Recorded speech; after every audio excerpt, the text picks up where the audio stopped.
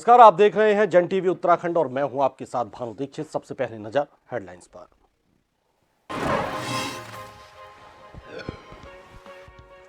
नरसिम्हा राव, चौधरी चरण सिंह और स्वामीनाथन को भारत रत्न, पीएम मोदी ने दी जानकारी। चरण सिंह के पोते जयंत चौधरी ने लिखा, दिल जीत लिया। नरसिम्हा राव, चौधरी चरण सिंह को भारत रत्न का हुआ है ऐलान। अवैध मदरसा गिराने के बाद हिंसा, 5 की मौत। हल्द्वानी में 300 पुलिस वाले कर्मचारी घायल। इलाके में कर्फ्यू, दंगाइयों को देखते ही गोली मारने के आदेश।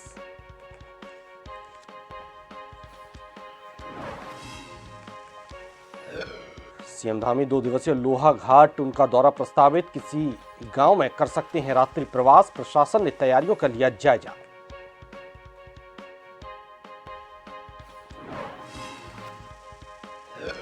जोशीमठ में भूस्खलन की घटनाओं के कई महीने बाद आज भी दहशत। स्कूल जमींदोज हो जाने के बाद बच्चे टेंट में पढ़ने को मजबूर। पास में लगा ट्रांसफार्मर खतरे को दे रहा न्योता।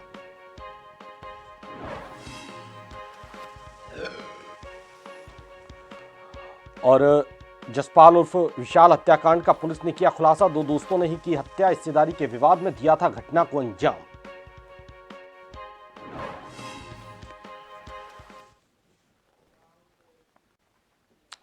और खबरें विस्तार से। पूर्व प्रधानमंत्री चौधरी चरण सिंह, पीवी नरसिम्हा राव और मशहूर वैज्ञानिक MS स्वामीनाथन को देश के सर्वोच्च नागरिक सम्मान भारत रत्न से सम्मानित किया जाएगा। प्रधानमंत्री नरेंद्र मोदी ने एक्स पर पोस्ट के जरिए यह जानकारी दी है। पीएम ने कहा कि चौधरी चरण सिंह ने किसानों के अधिकार और उनके कल्याण के लिए अपना पूरा जीवन समर्पित कर दिया था। एक अन्य पोस्ट में पीएम ने कहा कि उन्हें यह बताते हुए खुशी हो रही है कि पूर्व प्रधानमंत्री पीवी नरसिम्हा राव को भी भारत रत्न से सम्मानित किया जाएगा। पीएम ने एक अन्य पोस्ट में MS स्वामीनाथन को भारत रत्न से नवाजे जाने की भी घोषणा की।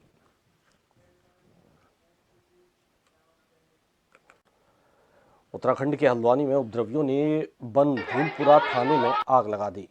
वहां खड़े पुलिस और मीडिया कर्मियों के दर्जनों वाहन पेट्रोल बम से जला डाले। पुलिसकर्मियों ने किसी तरह थाने से भागकर अपनी जान बचाई। महिला SDM और SP समेत 250 से अधिक लोग पथराव में चोटिल हो गए हैं, जिनका उपचार जारी है। तनावपूर्ण स्थिति को देखते हुए DM वंदना ने रात में ही कर्फ्यू लगाते हुए उपद्रवियों को देखते ही गोली मारने के आदेश भी दे दिए। रात में इंटरनेट सेवा बंद कर दी गई। वहीं आज बाजार और सभी स्कूलों को बंद रखने के भी निर्देश जारी किए गए हैं। हाईकोर्ट ने हल्द्वानी में बनभूलपुरा क्षेत्र के मलिक का बगीचा और अच्छन खान के बगीचे में अतिक्रमण ध्वस्तीकरण पर रोक लगाने को लेकर दायर याचिका पर सुनवाई की।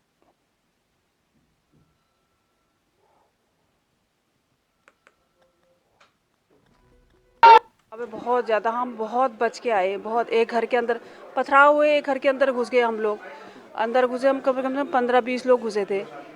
उसके बाद बाहर से जो है फिर उन्होंने आग लगाने की कोशिश करी, पथराव करे, सब कुछ करा उन्होंने। बड़ी मुश्किल से जान बचा के आए हम लोग। फिर हमारा फोर्स काफ़ी देर बाद हमारा फोर्स आया, फिर निकल के आए। जो पत्थर लगे ऊपर से इधर उधर से, बहुत बहुत बहुत कंडीशन खराब, बहुत ज़्यादा, बहुत मुश्किल से बच के आए हम लोग आज। कितने लोग थे, कितने लोग?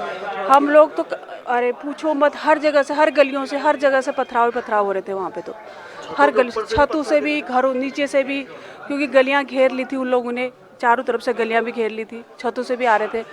बहुत लगे, बहुत ज़्यादा। जिन लोगों ने भी कानून को अपने हाथ में लिया है और इस शहर की एक जो सौहार्द को बिगाड़ने की कोशिश की है, और जिन लोगों ने लॉ इन्फोर्सिंग एजेंसी यानी कि हमारे पुलिस बल पर, हमारे पत्रकारों में, हमारे नगर निगम के कर्मचारियों में हमला किया है, उन पर सख्त से सख्त कार्रवाई की जाएगी। मैं सर्वप्रथम पूरे अपने शहर की जनता को ये संदेश देना चाहता हूँ कि सभी लोग शांति बनाए रखें, अपने घरों पे रहें। माननीय उच्च न्यायालय द्वारा उस पर रोक लगाने से मना कर दिया। किसी भी प्रकार का रिलीफ जो है वो याचिकाकर्ताओं को माननीय उच्च न्यायालय के द्वारा नहीं दिया गया, क्योंकि नगर निगम ऑलरेडी इस एक्शन को ले चुका था। सिर्फ निस्तारण के लिए उसको रोका गया था, इसलिए नगर निगम ने अपनी टीमों को मूव कराया।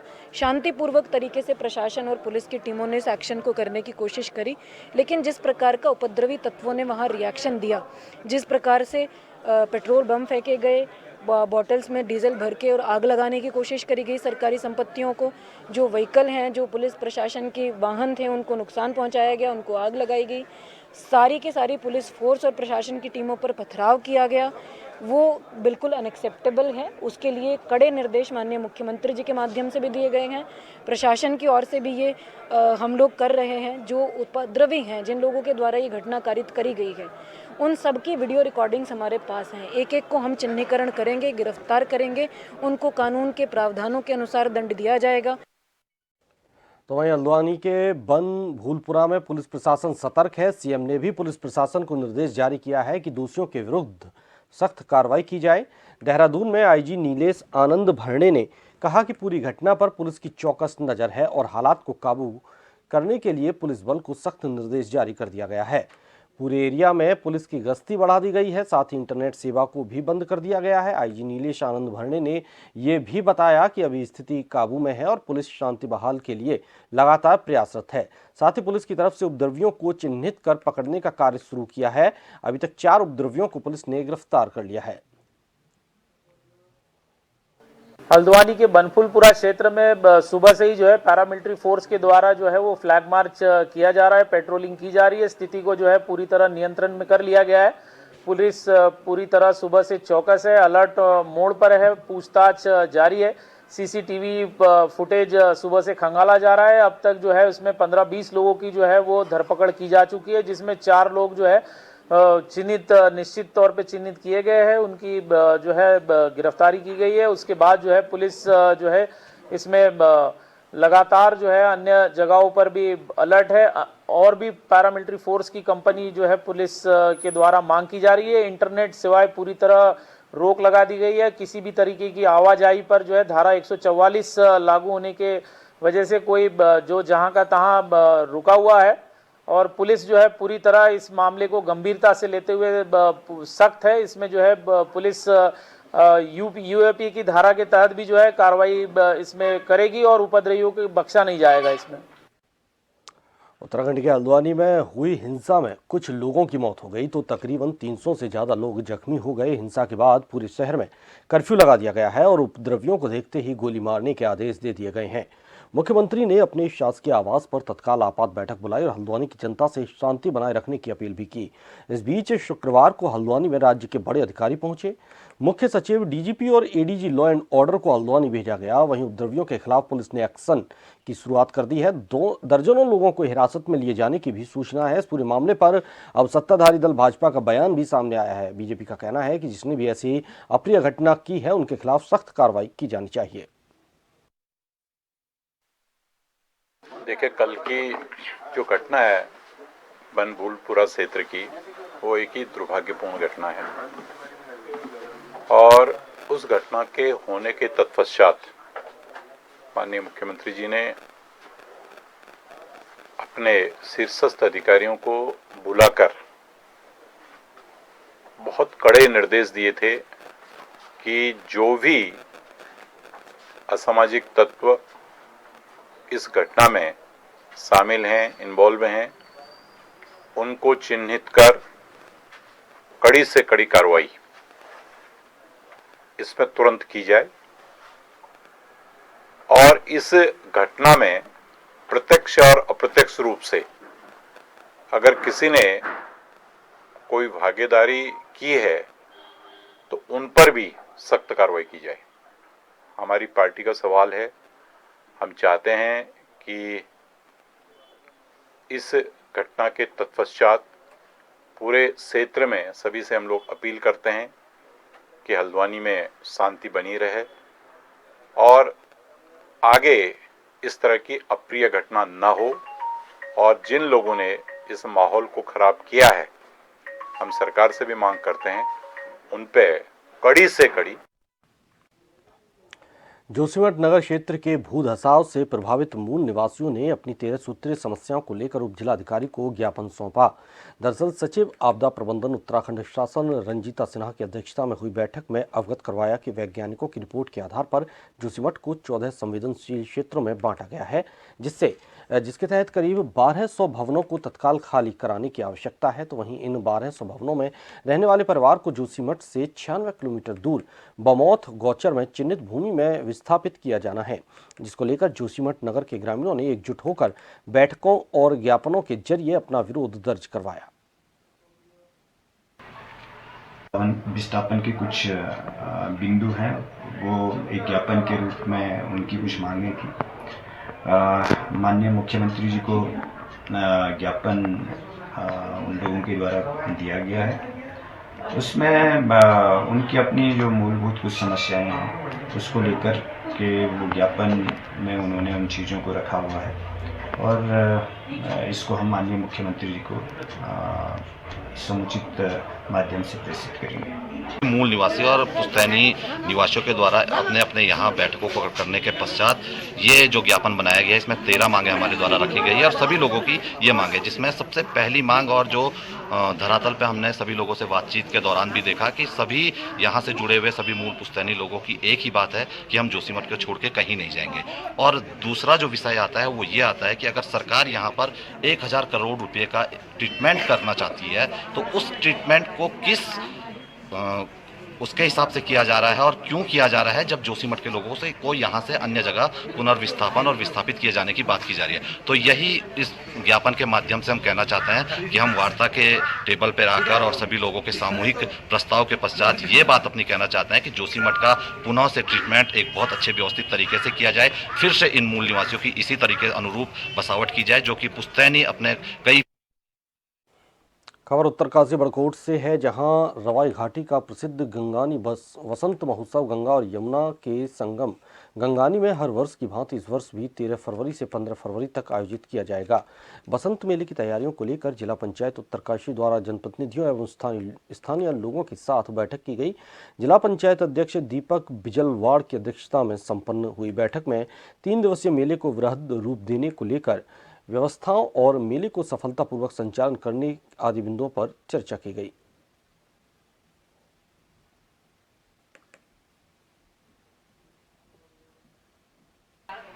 मेले की जो खूबसूरती है वो इन तमाम विषयों पर है कि हम लोग जहाँ विकासशील जो स्टॉल हैं, चाहे वो कृषि विभाग के हों, समाज कल्याण डिपार्टमेंट के हों, जो सामाजिक सरोकारों से जुड़े हुए स्टॉल हैं, उन सब विभागों को यहाँ पर आमंत्रित किया जाता है और हमारे स्थानीय जो कलाकार हैं उनको इसमें मौका मिलता है और जो पौराणिक संस्कृति है उसका स्वरूप यहाँ देखने को मिलता है।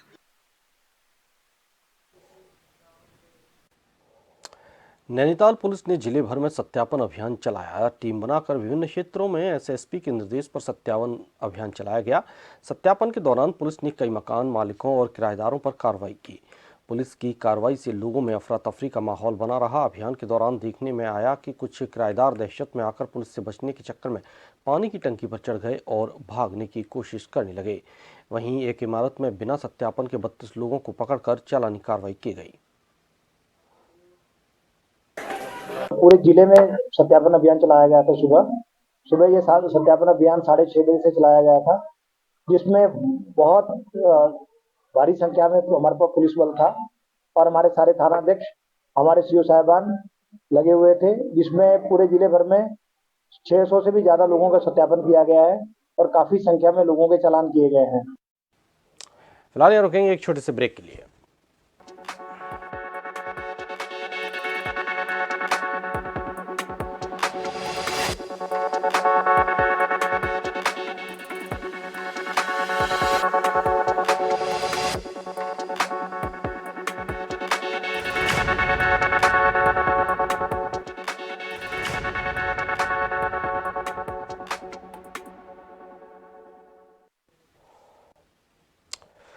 ब्रेक के बाद आपको स्वागत है। आगे बढ़ते हैं। हल्द्वानी विजिलेंस ने नगर निगम हल्द्वानी में तैनात अवर अभियंता खष्टी बल्लम उपाध्याय को नगर निगम कार्यालय में 25,000 रुपये की रिश्वत लेते हुए रंगे हाथ गिरफ्तार किया है।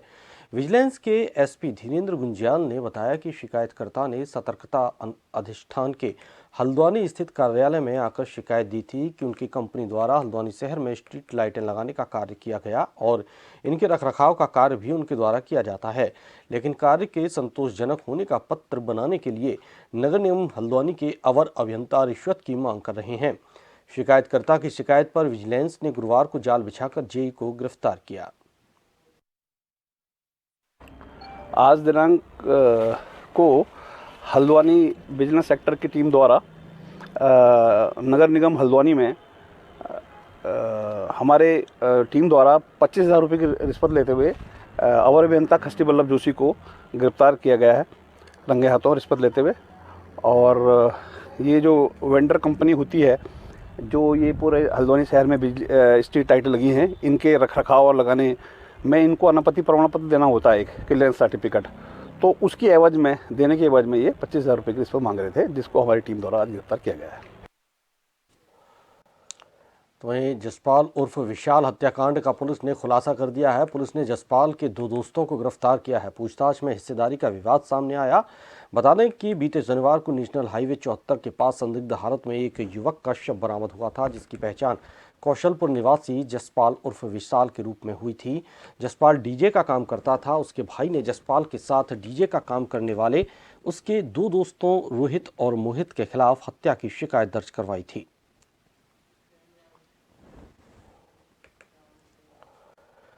लोहाघाट के चौड़ा ढेक में एक युवक पर पड़ोसी के कुत्ते को गोली मारने के आरोप में पुलिस ने आरोपी युवक के खिलाफ मुकदमा दर्ज कर घटना में प्रयुक्त बंदूक को सीज कर दिया है। लोहाघाट थाने के एसओ सुरेंद्र सिंह कुरंगा ने बताया कि एक युवक के द्वारा पड़ोसी के कुत्ते को गोली मारने की सूचना मिलने पर पुलिस टीम ने मौके पर पहुंची और कुत्ते की लाश बरामद कर घटना में प्रयुक्त बंदूक को सीज कर दिया। वहीं आरोपी के खिलाफ मुकदमा दर्ज कर लिया गया है। कुत्ते की शव का पशु चिकित्सालय लोहाघाट में पोस्टमार्टम करवाया गया।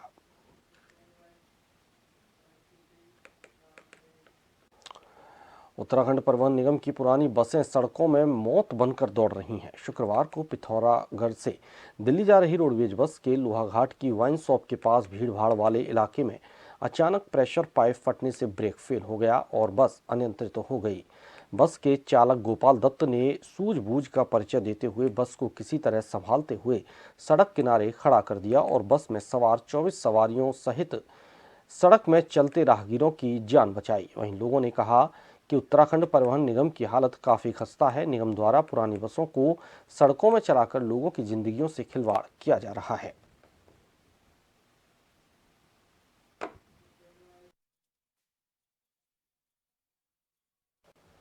हल्द्वानी के वन भूलपुरा में मलिक के बगीचे में अवैध रूप से बनाए गए मदरसे और धार्मिक स्थल के ध्वस्तीकरण के दौरान हुए भारी बवाल के बाद हल्द्वानी में सुरक्षा को देखते हुए पूरे शहर को छावनी में तब्दील कर दिया गया। वहीं इंटरनेट सेवाएं भी बंद कर दी गईं। जिले के एसपी और डीएम सहित आला अधिकारी घटनाक्रम पर नजर बनाए हुए हैं और पूरे इलाके में कर्फ्यू लगा दिया है। पड़ोसी जिले ऊधम सिंह नगर को भी हाई अलर्ट मोड पर रखा गया है। ऊधम सिंह नगर जिले के विभिन्न स्थानों के साथ साथ काशीपुर और आसपास के क्षेत्र में जुम्मे की नमाज को देखते हुए भारी मात्रा में पुलिस फोर्स तैनात रहा। देखिए, कल की घटना के बाद जो है ऊधम सिंह नगर पुलिस, जो कि हम नज़दीकी जनपद हैं, तो हम पूरी पुलिस फोर्स को हमने कल ही अलर्ट मोड पे रखा था। कल शाम से ही हमने जगह जगह पे फ्लैग मार्च निकाल के फोर्स को डिप्लॉय भी किया था। इंपॉर्टेंट जगह पे पिकेट्स भी लगाई थी। आज सुबह से फिर से हमने इसमें और ज़्यादा फोर्स को डिप्लॉय किया है। सारी रिजर्व फोर्स को भी हमने जगह जगह थानों में बांटा है। काशीपुर सेक्टर की बात अगर हम करें, काशीपुर शहर में भी आप जैसे कि देख पा रहे हैं, इंपॉर्टेंट जगहों पर पुलिस फोर्स मुस्तैद मौजूद है। जगह जगह पे हमारी पिकेट्स लगी हुई हैं। बॉर्डर पे हम चेकिंग कर रहे हैं और ड्रोन के साथ भी हम निगरानी की जा रही है। तो इससे हमारा यही संदेश है कि पुलिस जो है, ऊधम सिंह नगर पुलिस बिल्कुल सतर्क दृष्टि रखे हुए है और लोगों से हमारी यही अपील है कि शांति व्यवस्था बनाए रखने में हमारा सहयोग करें। अगर ऐसे कोई भी तत्व, असामाजिक तत्व अगर शांति व्यवस्था भंग करने की कोशिश करते हैं तो उनके ऊपर जो है ऊधम सिंह नगर पुलिस सख्त से सख्त कार्रवाई करेगी और यही हमारा संदेश है। मुख्यमंत्री पुष्कर सिंह धामी 2 दिवसीय दौरे पर लोहाघाट पहुंच सकते हैं। लोहाघाट एसडीएम रिंकू बिष्ट ने बताया कि सीएम 10 फरवरी को लोहाघाट विधानसभा क्षेत्र के 2 दिवसीय प्रस्तावित दौरे पर आ रहे हैं। वे लोहाघाट के किसी एक गांव में रात्रि प्रवास करेंगे। एसडीएम ने बताया कि 10 फरवरी को मुख्यमंत्री रात्रि प्रवास करेंगे और 11 फरवरी को लोहाघाट में रोड शो करने के साथ ही विशाल जनसभा को भी संबोधित करेंगे। इस दौरे को लेकर प्रशासनिक अधिकारियों और भाजपा नेताओं की बैठक हुई, जिसमें दौरे की तैयारियों पर चर्चा हुई। जीआईसी हेलीपैड से लेकर रामलीला मंच तक सड़क को चमकाया जा रहा है। बरसों से बंद पड़ी नालियों को खोल दिया गया है और सड़क किनारे उगी झाड़ियां काटी जा रही हैं। लोगों का कहना है कि हर 6 महीने में वीआईपी का दौरा होते रहना चाहिए ताकि नगर की स्वच्छता व्यवस्था बनी रहे। सीएम साहब का यहाँ पर रोड शो है और एक नाइट स्टे का भी प्रोग्राम है। तो 10 और 11 का सीएम साहब का 2 दिन का प्रस्तावित दौरा है। उसको लेकर सभी विभाग जो है जोर शोर से तैयारी करिए ताकि ये प्रोग्राम जो है बड़ा भव्य और दिव्य। भाजपा मसूरी मंडल के कार्यकर्ता विधानसभा में समान नागरिक संहिता का प्रस्ताव पास होने पर मसूरी के पिक्चर पैलेस चौक पर एकत्रित हुए और सरकार के पक्ष में नारेबाजी कर मिठाइयां बांटी। भाजपा मसूरी मंडल के पूर्व अध्यक्ष मोहन पेटवाल ने कहा कि मुख्यमंत्री पुष्कर सिंह धामी सरकार ने विधानसभा में समान नागरिक संहिता का बिल प्रस्तुत कर पास करा दिया, जो राज्य के लिए ऐतिहासिक पल है। उन्होंने कहा कि उत्तराखंड समान नागरिक संहिता पास करने वाला देश का पहला राज्य बन गया। उन्होंने कहा कि भारतीय जनता पार्टी की सरकार ने जनता से किया एक संवैधानिक महत्वपूर्ण वादा समान नागरिक संहिता कानून के रूप में पूर्ण किया है। निश्चित रूप से ही ये कानून पूर्व भारत में लागू होगा। धीरे धीरे सभी राज्य के लोग इसको अपनाएंगे और सभी राज्य इसको अपनाएंगे भी। पूरे देश में समान नागरिकता संहिता कानून आच्छादित किया जाएगा। आज उत्तराखंड जो है देश का प्रथम राज्य बना है जिसने जो है यूसीसी को जो है विधानसभा में पास करके लागू करने का काम किया है। और मैं मानता हूं कि माननीय मुख्यमंत्री पुष्कर सिंह धामी जी और पूरे सरकार को बधाई के पात्र हैं कि उन्होंने जो है एक उत्तराखंड राज्य ऐसा बनाया जिसने पहली बार इसमें यूसीसी को लागू किया है। और हम मानते हैं कि जहां कानून में जो क्रिमिनल लॉ है उसमें कोई डिस्क्रिमिनेशन किसी जाति के आधार पर नहीं है, किसी धर्म के आधार पर नहीं है, तो वहाँ सिविल जो लॉ है उसमें एक ही देश में रहने वाले नागरिक के लिए अलग अलग कानून नहीं होना चाहिए। इसी नियत ये यूनिफॉर्म सिविल कोड आया है और मैं मानता हूं कि आने वाले वक्त में इस कोड से जो है जो लोग जिनको थोड़े बहुत बिंदुओं में कहीं शंका है, निश्चित ही उनकी भी शंका दूर होगी। भीमताल के नगरपालिका बनने के बाद इसका सरकारी बजट जारी किया गया। भीमताल विधायक राम सिंह कैड़ा ने देहरादून में मुख्यमंत्री पुष्कर सिंह धामी से मुलाकात कर उनका आभार प्रकट किया। अब भीमताल नगर पंचायत को सरकारी तौर पर पूर्ण रूप से नगरपालिका का दर्जा मिल गया है। भीमताल विधायक राम सिंह कैड़ा ने कहा कि भीमताल नगर क्षेत्र के विकास कार्यों के लिए ज़्यादा बजट मिलेगा और क्षेत्र को विकास की गति मिलेगी। भीमताल विधायक ने भीमताल नगरवासियों को बधाई दी।